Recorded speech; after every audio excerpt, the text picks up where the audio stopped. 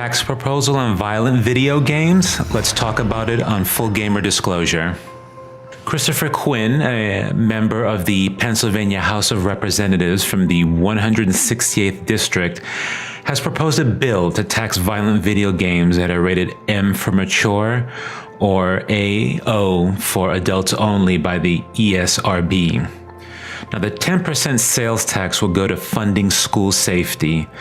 Mr. Quinn stated that the one factor that may be contributing to the rise in and intensity of school violence is the material kids see and act out in video games. Now, this is eerily reminiscent of how comic books were viewed by some to be a cause of juvenile delinquency back in the 1950s.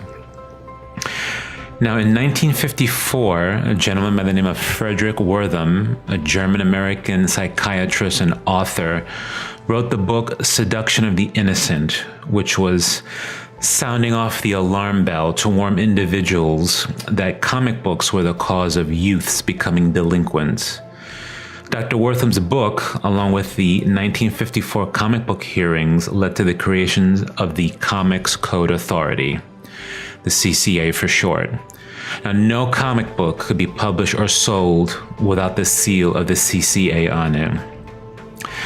Now, video games have the subject of controversy and have been blamed for corrupting children going as far back as the 1990s. Games such as Mortal Kombat and Night Trap led the U.S. congressional hearings on video games in 1993, which then paved the way for the creation of the ESRB game rating system in 1994.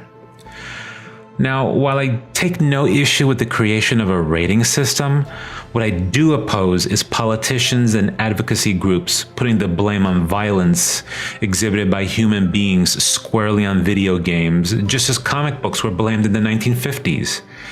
Now, a politician wants to take the situation a step further and impose a tax on violent games. This could potentially hurt video game sales, especially if other states decide to follow Quinn's proposal. Rather than attacking games, comics, film, or television shows, perhaps parents, teachers, and politicians need to dig a little deeper to find the true source of minors' behavioral issues and violent tendencies. There could be multiple reasons as to why someone would want to exhibit a violent streak, and blaming that on video games is, in my opinion, irresponsible.